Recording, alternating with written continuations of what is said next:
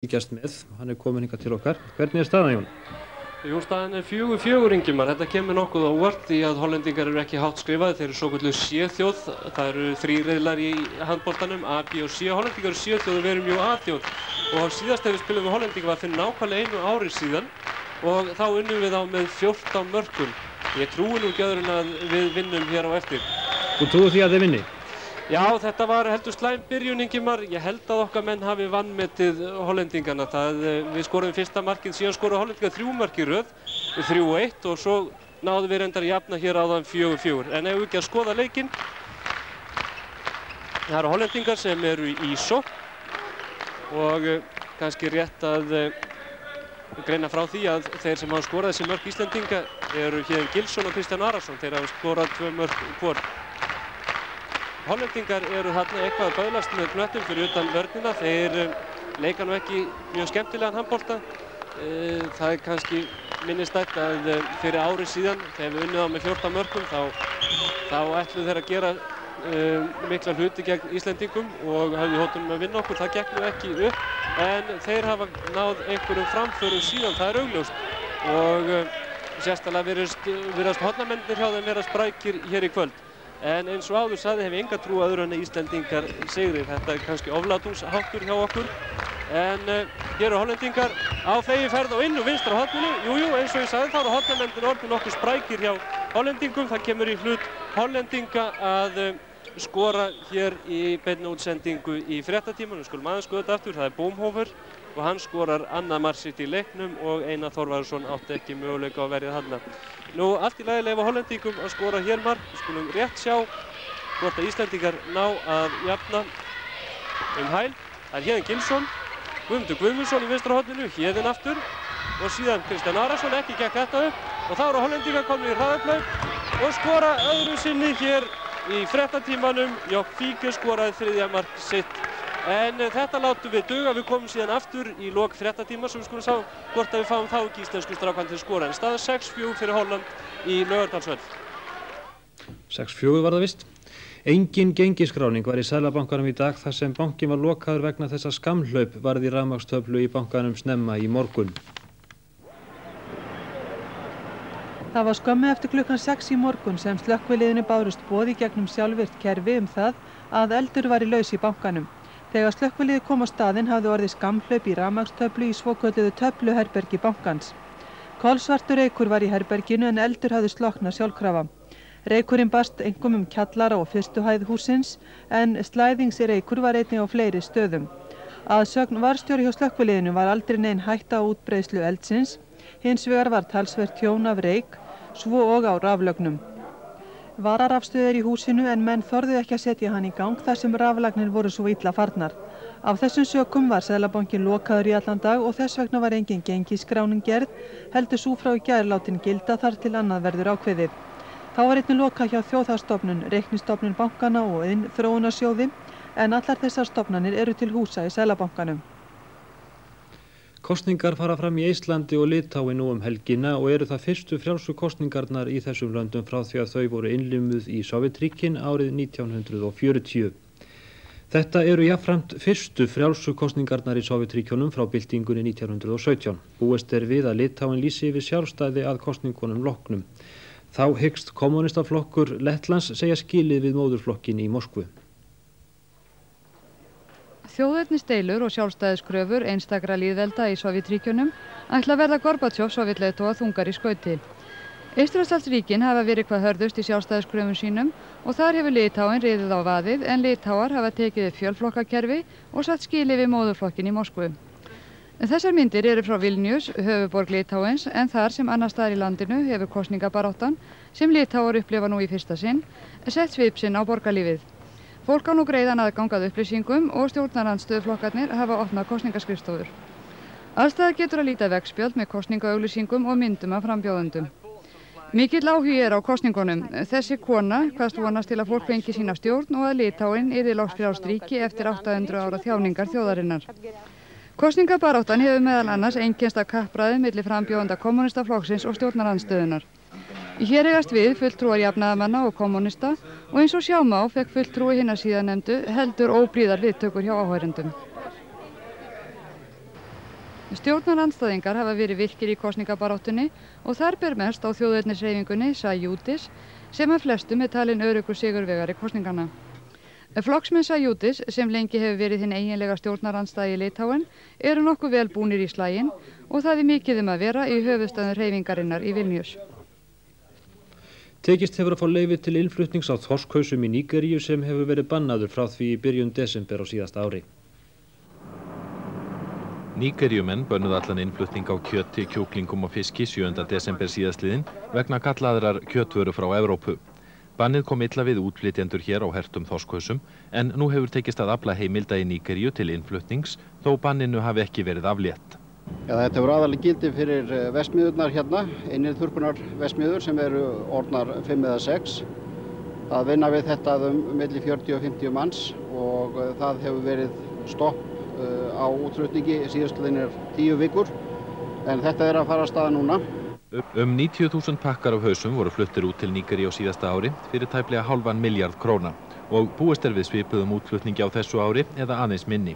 En stjórnmálaástandið það tryggt í Nígeríu að ekki komi til stöðvunar á ný.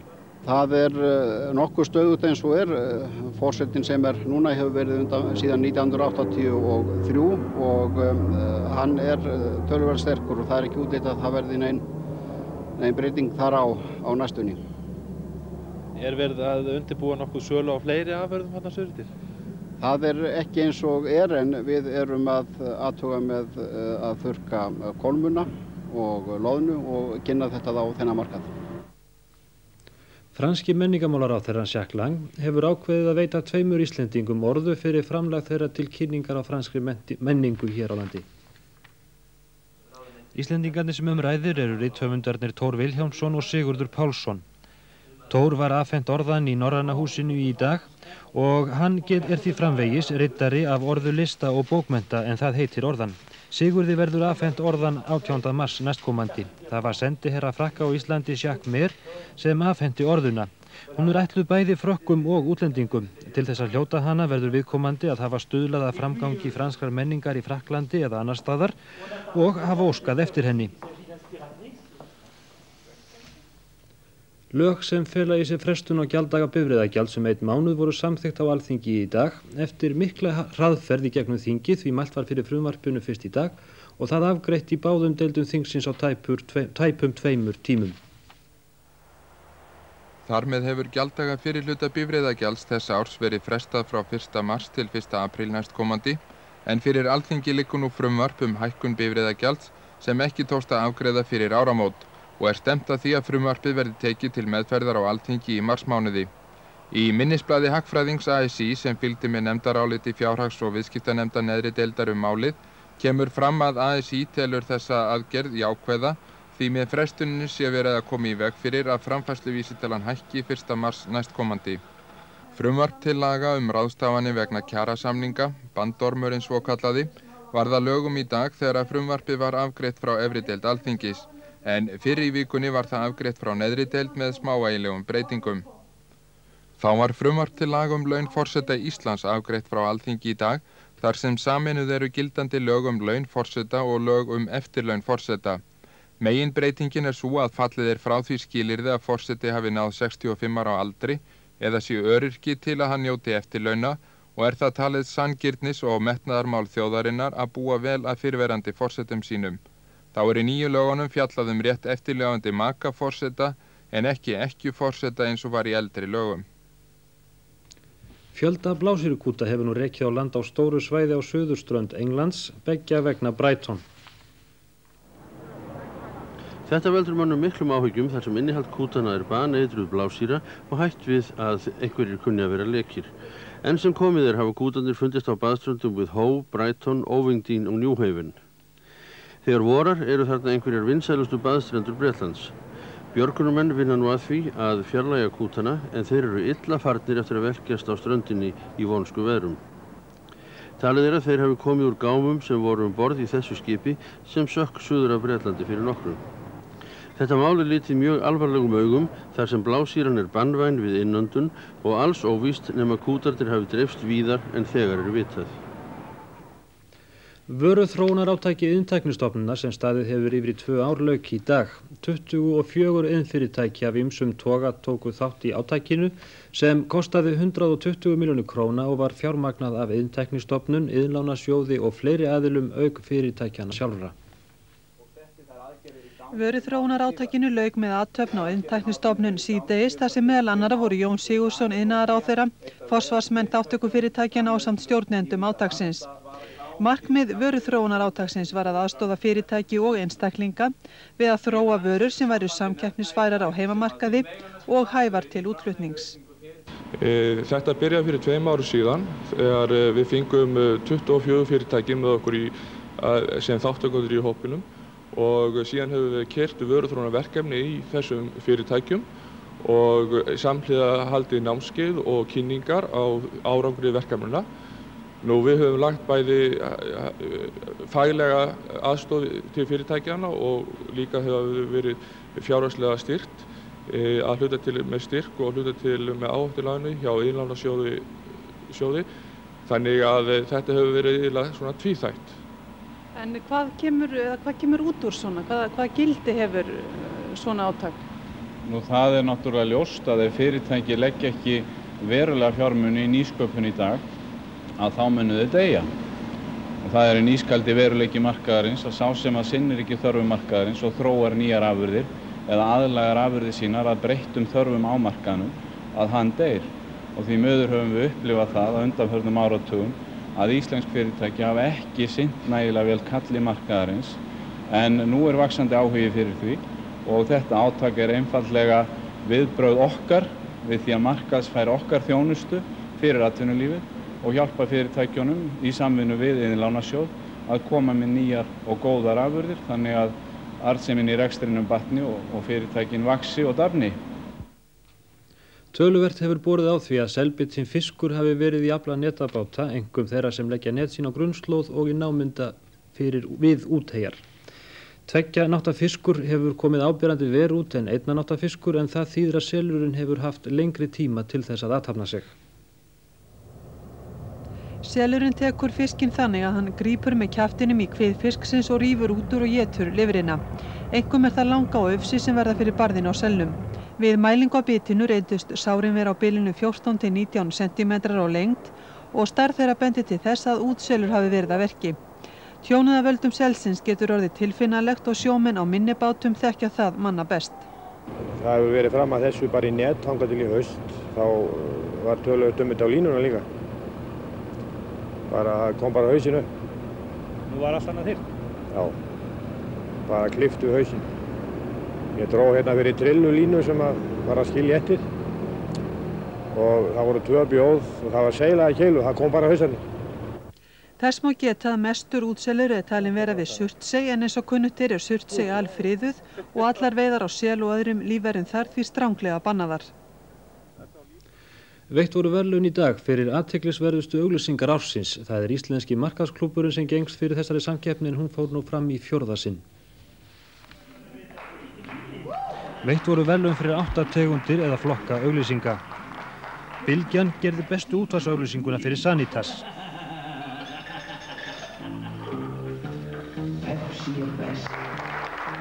Í hópi tímaritaauglýsinga varð auglýsing frá landlæknisembættinu hlutskörpust en íslenska auglýsingastofan vann hana. Sú stofa átti einnig þá sem fekk fyrstu verðlaun í hópi veggspjaldaauglýsinga sem var gerð fyrir Álafoss og sjónvarpsauglýsing frá sömu stofu fekk einnig fyrstu verðlaun.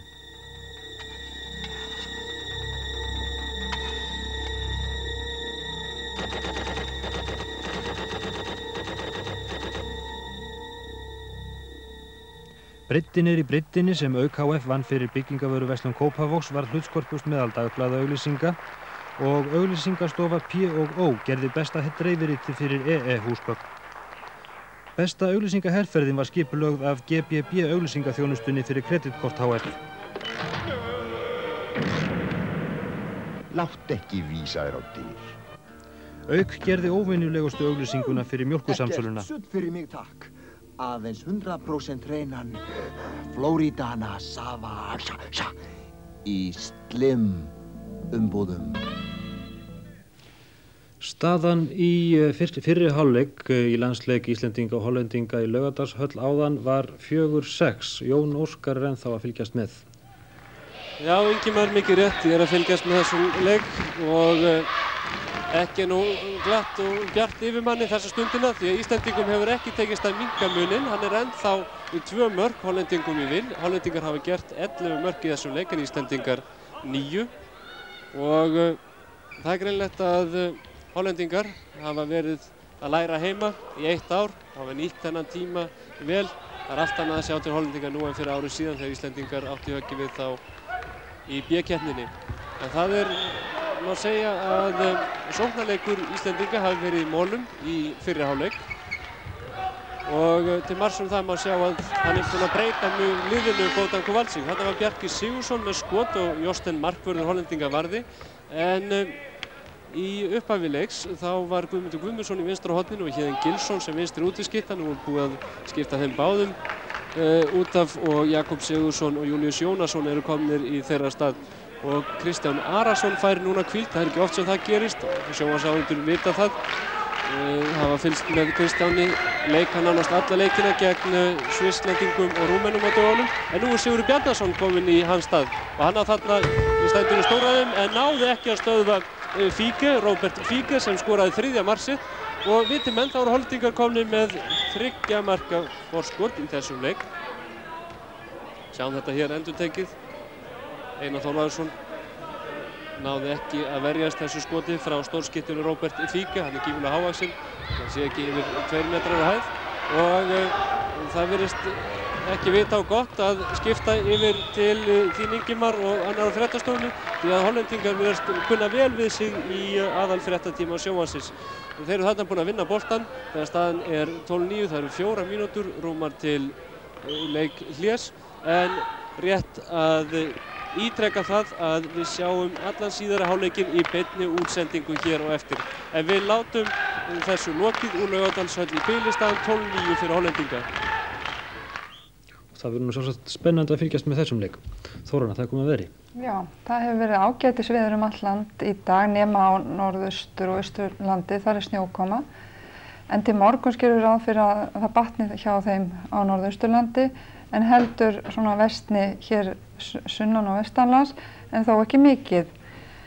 Klukkan 18 var eins og við sjáum mjög lítill vindur á landinu, það andaði aðeins að norðan og austan en víða var logn. Það hefur verið úrkomulaust hér vestanlands og sunnan en snjókoma eða él hérna fyrir norðan og mest var úrkoman á Dalatanga 8 millimetrar. Það var hæstur hiti hér á Hjarðarnesi, tæpar 4 gráður og var víða frostlaust hérna við ströndina sunnan og austanlands en annars það vægt frost. Það á yfirlitskortinu frá hádegi sjáum við Leifaralægðardræginu og er það nú komið á skrið austur. Hér suðvestur á hvarfi er lægð sem er á leið norðaustur. Hér á milli er heilmikið kraðak af lægðum eða skilum og éljabökkum svo það skal engan undra þó eitthvað komi úr þessu þegar þetta þokast inn á land á morgun. Það er kalt loft hérna umhverfið, sérstaklega fyrir norðan okkur og verðum að búast við talsverðu frosti í nótt, einkum inn til landsins. En til morguns þá verða þær breytingar hér að þessi skil sem eru nú hálfa aumingjaleg og ekki líklega til þess að gera nein stórveður hérna, þau þokast í áttalandinu en megin skilin eru hérna aftur sunnan og fara austur fyrir sunnanland. Það verður líklega bara snjómugga úr þessu og blotnar ekkert, ger ég ráð fyrir. Framan að degi þá verður mjög gott veður líklega hér og líklega allan daginn á austanverðu landinu og fyrir hluta dagsins hér vestanlands einnig, þó að verði skýjað. Klukkan 18 þá gerir ég ráð fyrir að verði komið hér ákveðin suðaustan og austanátt kannski meira átt og mest 5-6 vinsti hér við suðvesturströndina og það verður farið að þykkna upp og líklega orðið alveg allskýjað vestanvert landið. Það verður komin einhver snjómugga eða él hér vestast en verður enn gott veður og líklega sæmilega bjart austanvert landið. Eins og ég sagði áðan þá má búast við talsverðu frosti í nótt og fram eftir degi á morgun en fer svo að draga úr því og gerir ráð fyrir að verði svona rétt eða undir frostmarki hér við vestur- og suðurströndin á morgun en ennþá 4 til 5 stiga frost austanlands. Þessi skil mjaka svo austur og í kjölfarið mun fylgja austan- og norðaustanátt á sunnudag og líklega sæmilegt veður vestanvert landið. Og þar með ljúkum við þessum fréttatíma. Við verðum hér aftur klukkan 7:30 annað kvöld með Hringsjá. Takk fyrir.